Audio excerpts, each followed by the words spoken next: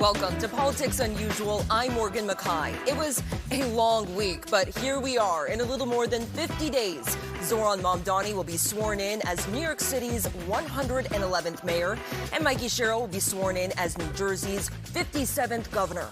So, to help us break down this historic week, first up, we're going to be speaking with Maria Torres-Springer, who will be co-chairing Mamdani's transition team. Then, we're speaking with New Jersey Congressman Josh Gottheimer about what Sherrill's win means for Democrats next year. And then we're getting local reaction on the elections. But first, Republican Congresswoman Elise Stefanik officially announcing her bid for governor, gearing up to challenge Governor Kathy Hochul next year. Stefanik releasing an ad today calling Hochul the worst governor in America. Hochul's team responding by calling Stefanik a Trump sellout. Also, this week, Mayor-elect Mamdani announcing 5 of the team members who will be guiding his transition into office, which includes our first guest, former First Deputy Mayor Maria Torres-Springer, who's now going to be co-chairing Mamdani's transition team. Thank you so much for being here. Thank you for having me, Morgan. It's good to see you again. It's really good to see you again. So let's just start out with why you wanted to be part of this team. I was so humbled when the mayor-elect asked me to be part of this incredible group of leaders and individuals on the transition team. These are women of incredible talent, deep governing experience, and a real passion for and track record for lifting up New Yorkers. So when you love the city, you don't sit on the sidelines, and this opportunity to help the mayor-elect and his team ensure that they can govern effectively and boldly on day one was too good of an opportunity to pass, and I'm taking it very, very seriously given my love for this city. Help explain to our viewers, what exactly does a transition team do? A transition team in many ways is your first look at how a new mayor is going to govern. So what's really important is that on day one, they're ready to go. So over the course of the next 50 odd days, the charge that he has given us is to, number one, make sure we are identifying candidates to be part of his new administration. These are going to be people of integrity, of competence, of real passion for our city. It also means understanding the state of all of the many agencies that are part of government, a real assessment not just of what needs to happen on day one, but what needs to happen to ensure long-term change for New Yorkers. But really what it's about looking at all of the systems, the people, and the plans that will enable him to deliver on the affordability agenda that he talked about during the campaign, that New Yorkers said we are ready for. So I'm really excited about it, and I know it's going to be a busy but very rewarding next 50-odd days. What's going to be your role specifically? What are you going to be looking out for? What are your eyes going to be catching here? I think I, together with the amazing co-chairs who I've had the pleasure of working with over the course of a few different administrations, our job is to use all of those lessons, that experience, and make sure we're providing the best possible advice and set of recommendations on people who might be leaders within the administration. And I have to say, if the last several hours since the announcement was made is any indication, there's really been an avalanche of interest. So, for example, we put up a site so that New Yorkers and others can raise their hands and say, I want to serve in this administration. And in the first 15 hours, 20,000 people submitted their resumes. I think that's gone up in the last few hours. I think it's up to 25,000. So what that tells me is that the energy that was generated and harnessed during the campaign, there's an opportunity to translate that, to channel that to governing success. And that could only be good for New Yorkers. How does one go through that many applications in the next 50 days or so? Well, there's an incredible appointments team that will be looking at the resumes. And you know, he definitely ran, right, a very big tent campaign. And that's the intent, too, to have a big tent administration. And so as the resumes come in, as we're looking and vetting candidates, we're testing for a few things. Number one, competence. He's been very clear. He wants to make sure that his administration really exemplifies public excellence. They also have to be individuals who are of unassailable integrity. And then finally, and he's been very clear about this, which I've so admired, and I think it's going to serve him well over the course of the next several years, he's looking for individuals who have an aptitude and a willingness and a real passion to solve big, hard problems and to use novel solutions to address the cost of living crisis, where New Yorkers voted in historic fashion and said, we want you to address this in your administration. You have such a lengthy background. You worked for former Mayor Michael Bloomberg, former Mayor Bill de Blasio, and then most recently Mayor Eric Adams. You did resign in February alongside 3 other deputy mayors. Can you explain just why you wanted to step back during that time? Sure. It's always been important to me to be faithful to my values. And I have had an incredible run over the course of 3 administrations. And some might say that, you know, it should just sit out this transition. But I couldn't resist, because I love this city so much. But more importantly, I saw in our mayor-elect someone who was going to turn the page on a politics of despair and division that for too long New Yorkers have had to endure. And what I'm seeing now is an opportunity to not just turn that page, but to deliver aggressively for New Yorkers. Earlier today, on my way here, I was on the subway, and there was a woman who recognized me, I think, from the press conference. She's from Chicago. She told me that she flew here just to witness the election, just to feel the hope and the energy, and to bring that back to Chicago. So, and I've heard stories like that over the course of the last several days. So I came because this is a very unique moment in our city's history. And we have a mayor-elect who is 100% committed to channeling that energy into real, tangible results for New Yorkers across the 5 boroughs. You've worked in housing, economic development. What's something that you are really excited to bring in all of your experience here to Mamdani's team, the transition team? I'd say 2 things. Of course, the work in housing and growing our economy, that's been my life's work. I am incredibly excited to lend my expertise, perspectives on what it means to continue to deliver for New Yorkers, for renters, to tackle the housing crisis. And the mayor-elect's plans are both dramatic and very practical. And what I have seen in the mayor-elect, in all of our conversations, we share this belief. It's an undimmed belief in government's capacity to do good, to do hard things, and to deliver in ways that not only meet or even exceed expectations, but really defy expectations of what the public sector can do. Now, Mamdani's campaign says they've raised more than $500,000 for the transition committee in just the first 30 hours. To put that in comparison, Mayor Adams raised $1 million for his team in the first month. So I think there's been so much national attention on this race. I feel like a lot of people are just learning about, you know, what transition teams are, how it all works. So I've seen some disinformation about, you know, what this money is exactly for. Mamdani put out a campaign video saying, you know, donate again for this transition team. Can you help explain what this money goes for? Of course. So the $500,000 is a significant number. But you know the number I'm most impressed by? That's 7,000 donations. So the average donation is about $70. And what he is committed to in this transition is that it will be powered for and by the people of this city. The people who elected him, those who are part of what is a growing movement of New Yorkers who want to make sure that government works better for them. That funding will ensure that there are enough resources to do a proper transition so he's ready on day one. There's research, there's staffing, there's building out an infrastructure. I mentioned the 25,000 resumes. Those have to get vetted. Yeah. So this is really serious work in a short period of time. But the sprint is incredibly important because again, on January 1st, he takes the reins, and it's our responsibility to make sure that he is ready. Thank you so much for helping explain just all the work you guys will be doing over the next 50 days. So thank you. Thank you. Coming up next, New Jersey Congressman Josh Gottheimer is joining us. He's going to discuss Mikey Sherrill's election night victory and what's next for Democrats.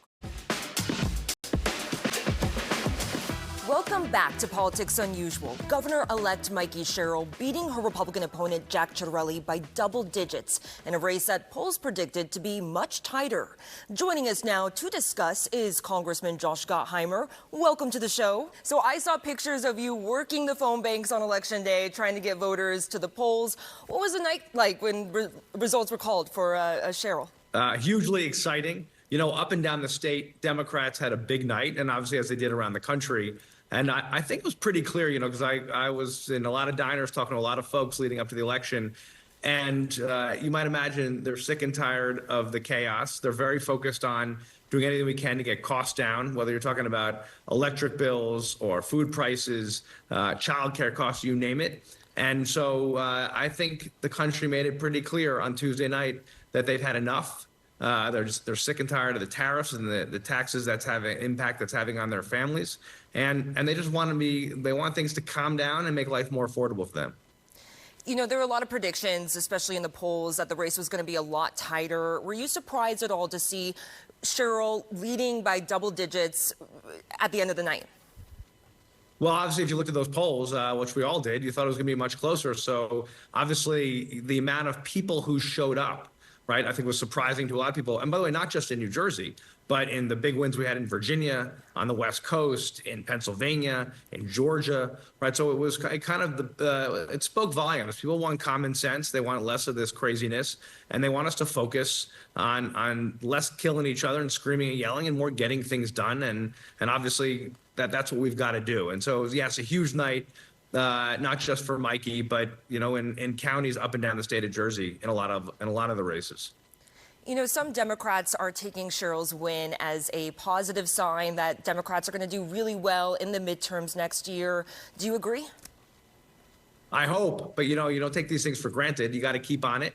And you know, the things we're talking about to people that I know and that I'm focused on in Washington that I know are important, we got to keep doing. You know, and again, where I started this conversation, it really comes down to affordability, right? They want their taxes down. They want their child care costs down. They want to make sure we get their energy bills down. And it's up to us to make sure we keep focusing on these issues every day, and enough of the screaming and the yelling. And frankly, you know, I've been on this shutdown working day in and day out, with Democrats and Republicans, trying to get the government back open. Another big win this week was Zohran Mamdani winning his election. Now, some Democrats weren't completely on board, including yourself. What do you take now that he has won his election, and do you think it's going to help or hurt Democrats next year? Well, first, I don't think he's reflective at all of where Democrats are around the country or in Jersey. He's not a Democrat. He's a socialist, an admitted socialist. And I think a lot of his policies are not just impractical, but they're wrong. And, you know, the government should not be opening grocery stores. The country should strongly discourage language like globalizing intifada and the other anti-Semitic language. And I think it's, you know, we're going to have to watch what he does. You're already seeing a lot of things that he talked about, people saying, well, that's not possible. You know, we want to make sure our city is safe. Our area is safe, that then let's make sure he does the basics, like, you know, cleaning up the trash and making sure the streets are shoveled when there's snow, you know, and that's really the most important job of a mayor, is running the city, not getting into these ideological fights. And so, you know, as you saw with Mikey and Abigail Spanberger and others, they talked about common sense, reasonable things, and that's what we should be focused on as a party and around the country. That'll bring the House home for us, I believe, and make sure the Democrats win the House next year, and also make it clear to the public that this is where the Democratic Party stands for. It's not that. He's a socialist, not a Democrat. You worked really closely with Sherrill. Are you planning to call Mamdani at all or speak with him, or have you? I mean, no, unless there's an issue that I've got with New York. You know, as you know, I've fought the congestion tax for a long time. I was glad to see the administration say that they might finally take action and stop this congestion tax, which is hurting a lot of families, especially with all these other costs they're dealing with. And, listen, I'll work with New York anytime it's good for Jersey. Right now, what my big message is, if you live in New York and don't like socialism, move to Jersey. And we'd love to have you.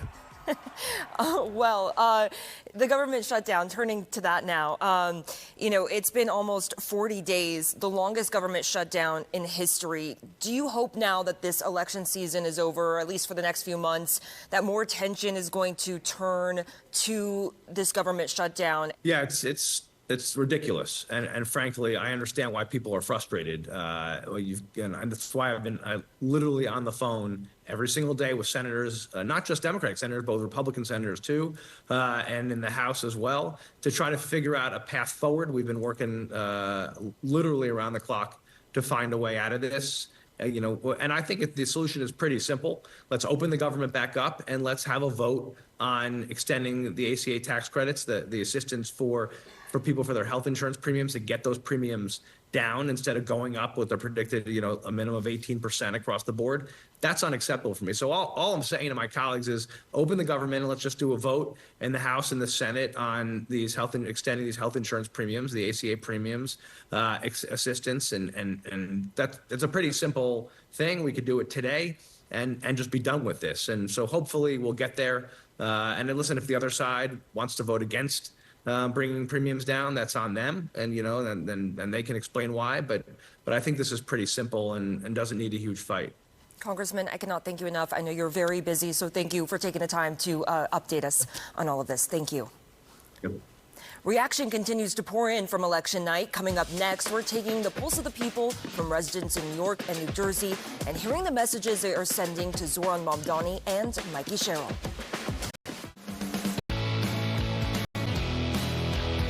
Following his groundbreaking win on election night, Zohran Mamdani will be the next mayor of New York City. So we took to the streets and asked New Yorkers what their message is for Mamdani before he takes office. Hold it down. It's the first time, and experience builds reps. So hold your word, and we got you. Please fix the traffic on the Upper East Side. Every crosswalk is clogged. There are trucks double parked all up and down the avenue, and it's impossible to move. I just hope he does a good job, It's his first time. He have no experience about, being in politics, but he has a team behind him, so hopefully they'll help him along, and he'll do a good job. We just have to be optimistic and just see what he's going to do. He's got quite some shoes to fill, and God knows what direction he's going to take the city, but hopefully it's all for the best. And New Jersey Governor-elect Mikey Sherrill also pulling off a historic win. So we asked New Jersey residents what message they have for Sherrill as well. I hope you keep your campaign promises. Let's start with energy costs and lower taxes for New Jersey residents. She's going to really have to do a lot to be able to change the way that the system is going right now. It's like there's so much dissension between the left and the right. I hope they do all the things that she said she was going to do about making electricity lower and, all the things she promises. So we'll see. Let her do the best she can. Don't raise taxes. Cut property taxes. That's what I wanted to tell her. Cut property taxes. And we'll continue to check in with people across our area. Next up, we're going to test your knowledge of the tri-state region, so stay with us.